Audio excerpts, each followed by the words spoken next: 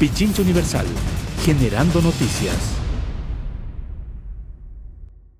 Quinto Lucas está con nosotros para analizar la situación internacional y también algunos aspectos relacionados a nuestro país. Pero hay un tema que evidentemente ha llamado la atención a nivel internacional. Esta posibilidad ya certera, porque lo ha aceptado el presidente Maduro, de un diálogo con el presidente estadounidense Donald Trump. ¿Será que es posible algún nivel de entendimiento o arreglo a la situación venezolana? Quinto, ¿qué tal? Bueno, un saludo cordial para ustedes, un saludo cordial para todos los amigos y amigas que están escuchando. Sería lo mejor que le pudiese ocurrir no solo a América Latina, sino al mundo, que se dé un diálogo. Yo creo que no es imposible. O sea, Trump, más allá de sus diatribas y de su discurso incendiario, es un tipo pragmático porque es un empresario pragmático y sabe que la realidad que se le puede venir con una guerra en Venezuela o con una posible intervención en Venezuela también le va a complicar a Estados Unidos. En un momento en que Estados Unidos está en una guerra mundial comercial con China, en una guerra de posiciones geoestratégica con Rusia y con otros países, inclusive en un conflicto muy complicado con Europa, porque más allá de su aliado incondicional de siempre, que fue porque fue colonia además, que es el Reino Unido e Inglaterra, empieza a tener distancias inclusive con Alemania, porque la realidad del mundo actual obliga a que cada país busque salir como pueda, y Alemania, por ejemplo, está haciendo alianzas con Rusia en determinadas entonces yo creo que Trump, como un tipo pragmático, empresarial, dice, bueno, de la misma forma que conversé con el presidente coreano, tendré que conversar con Maduro, porque además ha visto que las cosas se le han puesto difíciles. Todo lo que han intentado con Venezuela ha sido derrotado. El pueblo venezolano está sufriendo y el bloqueo lo lleva a ese sufrimiento, porque a Estados Unidos no le importa que todo un pueblo sufra, pero tampoco han podido derrotar ni al gobierno ni al pueblo venezolano. Aquí tengo palabras textuales de Donald Trump. Es muy importante leer justamente el intertexto. Estamos en contacto, hemos estado en contacto los gobiernos de Estados Unidos y Venezuela. Estamos hablando con varios representantes de Venezuela, estamos ayudando a Venezuela tanto como podemos, nos mantendremos al margen, pero la estamos ayudando. Trasciende la palabra ayuda. Ellos siempre ayudan. O sea, es un problema. Cuando Estados Unidos ayuda hay que tener cuidado. Pero bueno, en todo caso... O sea, debe haber algo detrás. Digo, un entendimiento comercial sería un poco la razón en virtud de la correlación de fuerzas en un mundo multipolar. El grave problema es que Estados Unidos no le funcionó nada y no le funcionó el doble poder que quiso crear con el invento de Guaidó. No le funcionaron las confiscaciones que le ha hecho a Venezuela, y que pensó, bueno, enseguida va a caer el gobierno de Maduro y nosotros vamos a manejar eso. Estados Unidos de cualquier manera necesita el petróleo venezolano. De cualquier manera, tarde o temprano, de aquí a 1, 2, 3 o 10 años, necesita el petróleo venezolano. Entonces, si no lo puede obtener por las malas y realmente poniendo un gobierno que sea dócil o sumiso a sus políticas, va a tener que tentar un arreglo, o por lo menos sea comercial, sea económico, pero algún tipo de arreglo con Venezuela. ¿Y estarían dadas las condiciones en Venezuela ante un eventual acuerdo para un recambio en el gobierno? ¿Maduro podría estar pensando en irse? Porque se ha hablado en algunas oportunidades de esa posibilidad. Maduro tiene un mandato que cumplir hasta creo que es el año 22, ¿no? Sí. Bueno, tendrá que cumplir el mandato. Yo no creo que nadie en Venezuela esté pensando en negociar algo con la posibilidad de que salga Maduro, porque Maduro fue elegido. Aquí que hayan inventado de que fueron que hubo fraude o cualquier invento, o que hubo irregularidades, yo sé que no las hubo. O sea, Maduro fue elegido. Y ceder ante eso sería, creo que un error en este momento. Pero bueno, después vendrán elecciones y podrá ser Maduro o podrá ser otro el candidato de la Revolución Bolivariana. Pero eso ya es una decisión interna de Venezuela. Creo que en estas negociaciones no está ni puede estar. Eso como no estuvo nunca en las negociaciones que planteó Uruguay y México de que saliera Maduro, que fue el elegido legal y legítimamente. Ahora, quedó muy mal Diosdado Cabello, que negó toda posibilidad de contacto entre Estados Unidos y Venezuela en su momento. Bueno, pero eso son parte de las... Cuando uno está haciendo negociaciones y no quiere que se sepan, a veces dice cosas y los medios presionan políticamente. Y uno no tiene que... Porque a ver, si se sabía antes que había la posibilidad de un diálogo, capaz que se rompía. Porque acá hay dos actores, está Estados Unidos, pero está la oposición.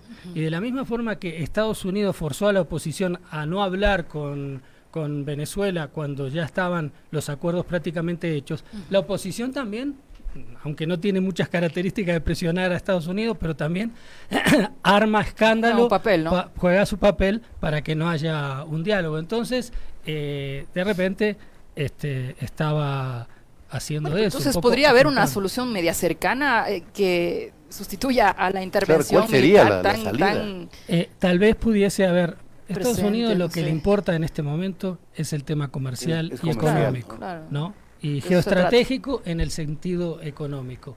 Y Venezuela puede jugar un papel muy importante. Y bueno, Venezuela tiene la necesidad de conversar y negociar económicamente o comercialmente con todo el mundo. Ahora, y con Estados Unidos, que fue su mayor socio comercial en el tema petrolero. Ahora, no hay duda. puede ser que se fortalezcan o se consoliden mucho más las relaciones venezolanas con Rusia y China, y Donald Trump dice, bueno, no me conviene.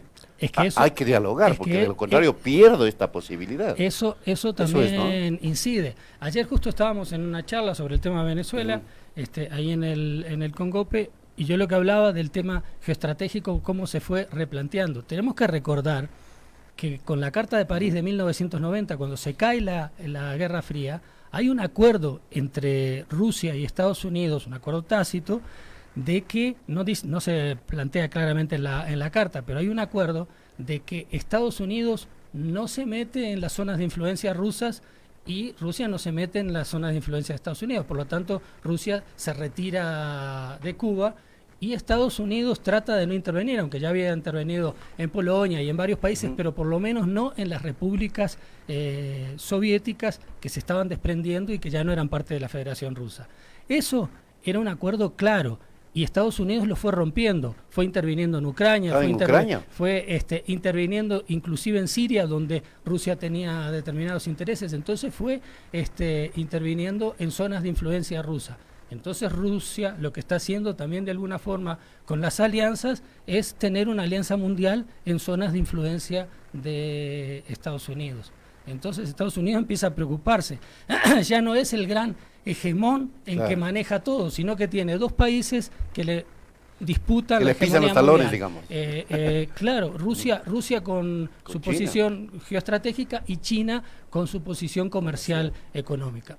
Entonces, todo eso lo tiene muy preocupado. La economía estadounidense ha mejorado con Trump y Trump viene en elecciones. Entonces sabe que no puede caer ni la economía y que tiene que mostrar cierta forma de diálogo, bueno, el garrote y la zanahoria, diálogo y golpe, diálogo y golpe. Hasta ahora Trump ha sido menos intervencionista que Obama y que Clinton. Hay que tener en cuenta eso. Claro. Obama y Clinton entraron en Libia y armaron toda la guerra en Siria y además intervinieron en Ucrania. Trump hasta ahora sigue obviamente esas guerras, pero no ha intervenido directamente. Amenaza con intervenir en Venezuela, pero sabe que es un hueso muy duro de roer. Incluso se frenó ante una posible intervención en Irán, ¿no? Trump. Porque sabe muy bien, él hace el discurso y él lleva adelante el discurso y él juega mucho con las redes sociales. Él sabe, porque además como empresario, cómo juega en lo simbólico dentro de las redes sociales. Pero a la hora del té no es tan fácil intervenir en Irán.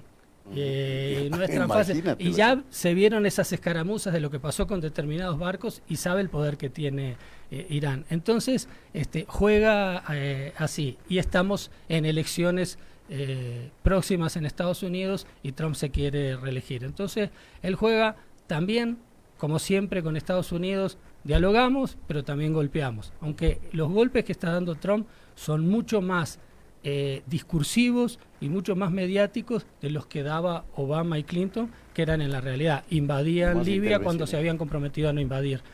Esa es un poco la realidad. Analicemos un poquito el tema del país, esta judicialización de la política que se ha visto, digamos, acentuada en los últimos días.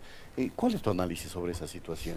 Porque ahora juicio por todo, por $6.000, por $4.000, por lo que sea. Sí, ya es, A todo mundo. Es lamentable porque debería ser risueño, pero no es risueño porque perjudica a determinadas personas. Pero desde luego. Ahora, habíamos hablado alguna vez que se venía dando una judicialización de la política en los distintos países. Una judicialización que si bien era más o menos coordinada, no totalmente coordinada. Sin embargo, y ahí juega Estados Unidos, Pompeo lo que hizo con el acuerdo con Argentina, con Paraguay, con Brasil, en su visita por América Latina, de alguna forma fue plantear un acuerdo entre poderes judiciales. O sea, coordinemos la judicialización de la política en todos los países y en toda América Latina en la que nosotros tenemos incidencia. Obviamente que en Venezuela, Bolivia y Uruguay no, ni México tampoco, pero en todos los otros países tratemos de coordinar, ya no ser aislados. Entonces eso es lo que de alguna forma es parte de ese nuevo Plan Cóndor que se empieza a generar. El Plan Cóndor en la década de los 70 surgió con un acuerdo de Kissinger, que fue un acuerdo político y después derivó en el acuerdo represivo. Bueno, esto es un acuerdo político-judicial que puede derivar mañana en una represión mucho peor, porque ahora en parte es una represión, porque judicializar a personas, llevarlas presas o de alguna forma marcar la prisión preventiva y después buscar realmente si hay pruebas, porque no existen ningún tipo de pruebas, es un tipo de represión. Pero esa represión no es todavía tan brutal como puede ser la otra, la represión de la desaparición y muerte, que fue el Plan Cóndor ya real en la década de los 70 en el Cono Sur. Y podemos estar avanzando hacia Y podemos estar avanzando hacia eso, porque finalmente los poderes judiciales son los que marcan lo que eran. En aquella época después derivó en las dictaduras, y las dictaduras tenían los poderes judiciales militares, y ya lo tenían tomado. Pero ahora nosotros vemos que todos los poderes judiciales de muchos países están tomados o asumidos por una política pro Estados Unidos y por una política que trata de judicializar a los opositores. Eso pasa en Brasil, ha pasado en Argentina, pero bueno, en Argentina empieza a dárseles vuelta. En Uruguay se intentó, pero es distinto porque la composición institucional de Uruguay es distinta. Se está dando aquí, se está dando en muchos países, y esa es la realidad. A ver, sin querer, en cambio, pasando a otro tema, con eso concluimos, elevar demasiado el perfil de este tema noticioso por efecto de las redes y circulación de un video es, ¿no? En el que aparece la ministra María Paula Romo junto a su pareja, el secretario de Transparencia, en un partido del Real Madrid aparentemente. La gente un poquito ha empezado a incomodarse por este perfil de, por lo menos, ciertos lujos u ostentosidad en la vida de los ministros. Bueno, ya con el tema del helicóptero, Ajá. uno no puede hablar de las cuestiones personales, eso me parece que cada uno Cada es quien su se vida, ocupa, ¿no? y además sería terrible meterse en la vida de las Sí. personas, sean las personas, así sean enemigos políticos. Pero la realidad es que están ostentando demasiado para la realidad, además, que está viviendo el país. El país está en una situación económica que se cae, está en una situación institucional terrible, en una situación política muy compleja. Entonces, hacer ese tipo de ostentaciones, lo que no se dan cuenta ellos es que esas pequeñas cosas simbólicas golpean mucho a la gente. ¿Qué pasó con Lucio Gutiérrez? Le golpeó más a la gente que estuviera bailando en la tribuna mientras pasaban las cosas que pasaban que otro tipo de cosas. Entonces, a la gente le va a golpear mucho ese tipo de cosas. Que el pinchazo, o parece que el pinchazo, todas esas cosas, pero parece que ellos no están midiendo, o está la impunidad y tal, que no les importa, ¿no? Cuando también ocurre eso, a veces uno siente que la impunidad es total y hace lo que quiere, y después no se da cuenta que se le viene la realidad encima, y bueno, la gente... En todo caso, estamos en un momento muy difícil. La gente le cuesta, está muy decepcionada, le cuesta movilizarse. Y eso se está viendo en general. No tiene Claro, tiene que pelear por el trabajo. Siempre ha sido así. En la década de los 90 era así, pero se daban las grandes movilizaciones. La gente no tenía tampoco para comer, pero se daban las grandes movilizaciones porque había otra capacidad de organización general de la sociedad. No solo política, sino de lo social, desde lo social hacia lo político. Hoy, esa realidad es más compleja. Entonces, no sé qué tipo de reacciones se puedan dar, pero que a la gente le molesta ese tipo de cosas, no hay duda. ¿Cómo no les va a molestar? Pichincha Universal. Aquí se escuchan bien las noticias.